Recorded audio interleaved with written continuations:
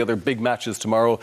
England making their tournament bow against Iran. And I've read a lot of the British media in recent weeks, Liam, and they've now been elevated to favourites. Do you see them as one of the favourites that can go all the way in this tournament? Well, they'd be up there. And, you know, they've finished second in the Euros. They got to the final, narrowly beaten by Italy on penalties.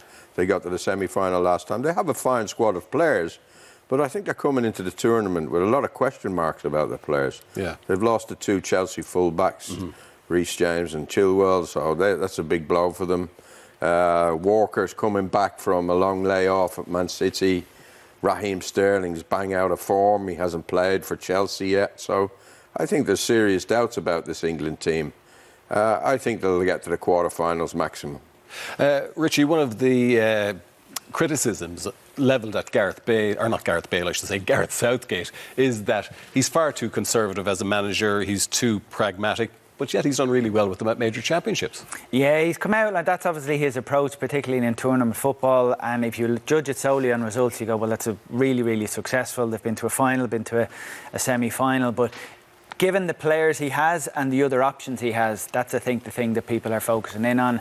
All the stuff Liam said is true. They have issues in defence. They're missing key players. Some key players that they would normally rely on are coming into this in really, really poor form. And they're on the back of a really poor run of results. Yeah. And in the build-up to this, Southgate was facing the kind of criticism and questions that he hasn't faced in a long, long, long time. The pressure's starting to really be felt in his job. So it's very different to the Euros. They're coming into this with questions to answer, so I wouldn't see them getting past the quarters. Yeah, questions at the back, and certainly in times past they've been over-reliant really on Kane and Sterling for goals. Karen, what are the other issues do you think that Gareth Southgate has to deal with for this World Cup? Well, nailing down the back line, for one. You don't really know what the centre-back partnership is. You talk about players who are out of form. Is he going to be loyal to Harry Maguire? I think that they don't have the quality of defence to rely on that conservative approach. I think he needs to let the shackles off and let the likes of Foden and Grealish just express themselves a bit more and go on the attack more. And Declan Rice playing for a West Ham team that's underperforming. All the people who really stepped up in the last tournament don't seem to be on a good run of form. So I think there's a good few issues there. They could get, I think quarter-final is their limit at this time. And he's been extraordinarily loyal to a number of players, Liam, including the likes of Sterling and Harry Maguire. Would you pick those two in your starting 11 if you were picking the England team? Well, I've seen Sterling live, actually. I went to see Chelsea play Manchester United a few weeks ago, and he was terrible, you know, and he's been terrible most of the season. He has scored a couple of goals in the Champions League, if I recall but he's bang out of form. But I do think that Southgate will stick with him, and I do think he'll stick with Maguire as well. But that's a risk because they're not playing very, very well.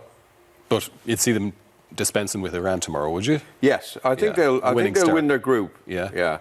But I can't see them go beyond the last 8. Also in the group, Richie, very interesting, Wales and USA. And Wales are a very interesting case in point.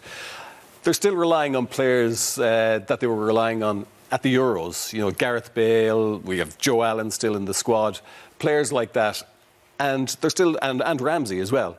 And they're still looking to those as getting them out of this group. Do you think there's a possibility for Wales to get out of the group? I think there absolutely is. And I think the key thing is those players are delivering. I mean, it was a very difficult playoff they came through. I wouldn't have put them as favourites at the time, but they came through it quite convincingly in the end. Obviously, a huge amount of Wales' progress, we would assume, depends on the form and the performance of Gareth Bale. So all eyes will be on him. OK. So they're just...